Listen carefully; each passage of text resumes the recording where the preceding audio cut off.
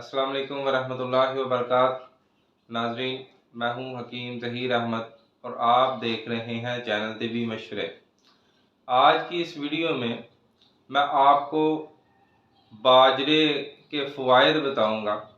बाजरे के आटे की जो रोटी होती है उसके फ़वाइद क्या हैं, और बाजरा जो है वो जिस्म में कौन कौन से जो बीमारियों के ख़िलाफ़ क़ुव्वत मदाफ़त पैदा करता है, ये आपको बताऊंगा।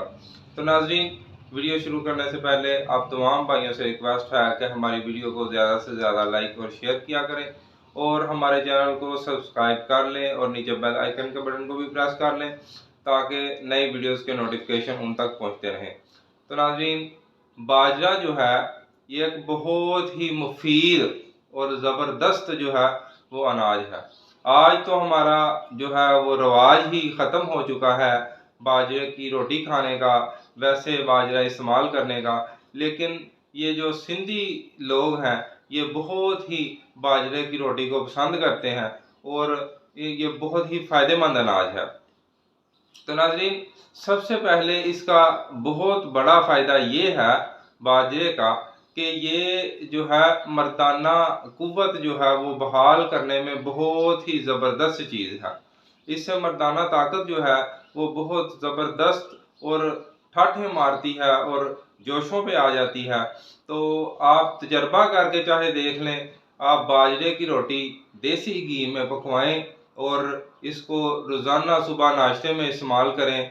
किसी भी सालन के साथ इस्तेमाल करने, वैसे इस्तेमाल करनी वैसे करें, तो इंशाल्लाह आप देखेंगे कि एक हफ्ते के अंदर अंदर जो है वो मर्दाना कमज़ोरी जो थी वो अल्लाह के फजल से, अल्लाह की रहमत से, ये बाजरे की रोटी खाने से ही अल्लाह के फजल से दूर हो जाएगी।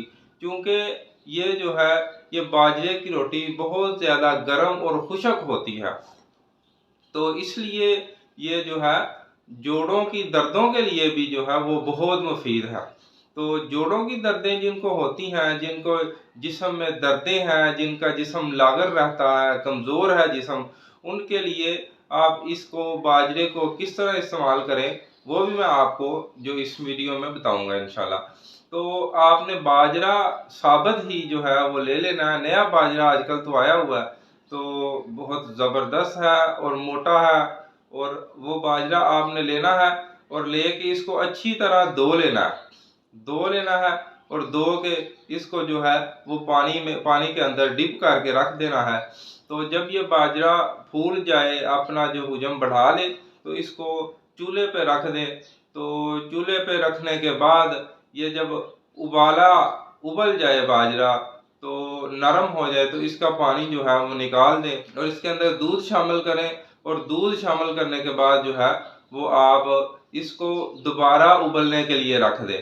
तो इसके अंदर हस्बे ज़ायका चीनी भी डाल लें, और कोई ड्राई फ्रूट वगैरह डालना है वो भी डाल सकते हैं आप इसके अंदर।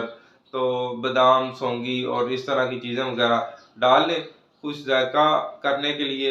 तो इसको जिस तरह साबूदाने की खीर होती है इस तरह ये तैयार हो जाएगा, बाजरे की खीर तैयार हो जाएगी। तो इसको आप रोज़ाना जो है वो इस्तेमाल करें, तो इंशाल्लाह आप देखेंगे कि चंद दिनों के अंदर अल्लाह के फजल से जो कमज़ोरी थी, लागरपन था जिस्म में, जो जिस्म फरबा नहीं हो रहा था, मोटा ताज़ा नहीं हो रहा था, वो भी इंशाल्लाह होना शुरू हो जाएगा इससे। तो दूसरे नंबर पे ये जिस्म के अंदर जो दर्दें हैं, कमज़ोरी है, उनके लिए बहुत ही मुफीद है। ख़ास तौर पर उन लोगों के लिए मुफीद है जो बहुत ही ज़्यादा मेहनत और मुशक्क़त वाला काम करते हैं और उनका कमर की दर्द नहीं जाती। जो लोग कहते हैं जी हमारे कमर की दर्द नहीं जाती, उनके लिए जो है वो बहुत ही ज़बरदस्त और फ़ायदेमंद चीज़ है। तो इसके और भी बहुत ज़्यादा फ़वाइद हैं सर्दी में, बल्कि मैं तो रिकमेंड करूँगा कि बाजरे की रोटी ज़रूर खानी चाहिए।